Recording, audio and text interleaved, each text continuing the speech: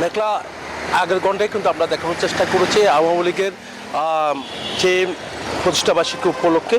তো তাদের যে কোনো জায়গায় কিন্তু তাদের কোনো অবস্থান বা কোনো ঝটিকা মিছিল সেভাবে কিন্তু এখনো পর্যন্ত চোখে পড়েনি, যেহেতু গতকাল রাতভর কিন্তু সাঁড়াশি অভিযান চালানো হয়েছে।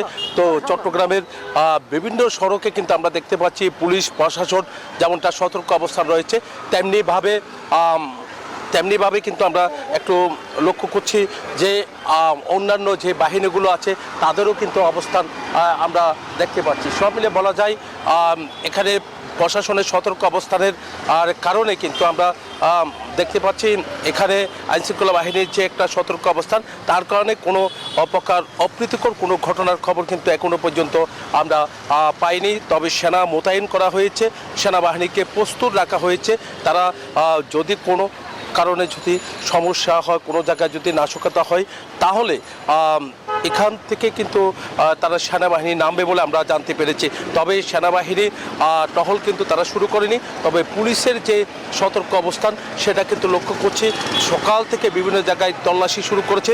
সাধারণ মানুষ যারা আছেন, পথচারী যারা আছেন, এমনকি যানবাহন চলাচলও কিন্তু স্বাভাবিক দিনের মতো চলছে এবং সাধারণ মানুষও কিন্তু ভয়ভীতি ছাড়াই কিন্তু চলাফেরা করতে পারছে।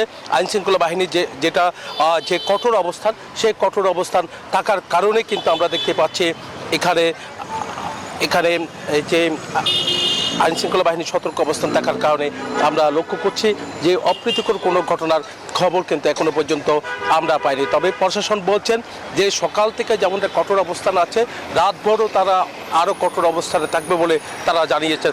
এই ছিল আমার এখানকার সর্বশেষ। ফিরে যাব আমার সহকর্মী অপেক্ষা করছেন ঢাকাতে আরিফের কাছে।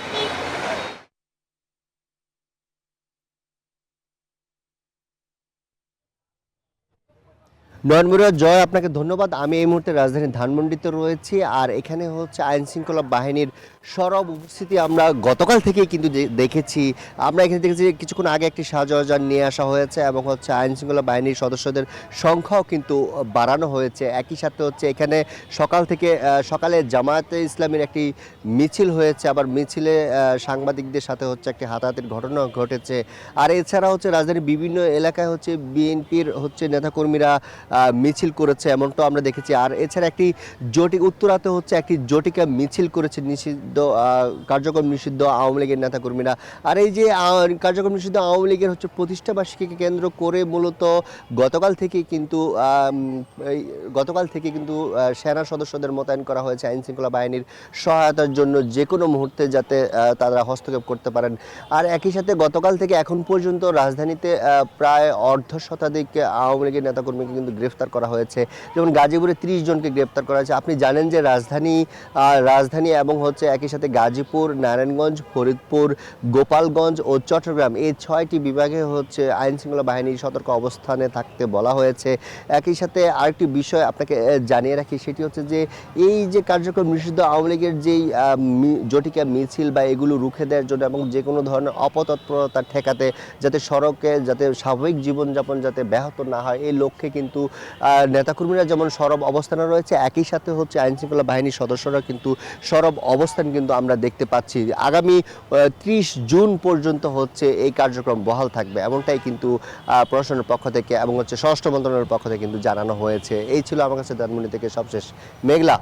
প্রতি সপ্তাহে সর্বোচ্চ বার বিকাশ পেমেন্টে 50 জন হবেন পেমেন্ট চ্যাম্পিয়ন। জিতে নিন টিভি সহ আকর্ষণীয় সব প্রাইজ।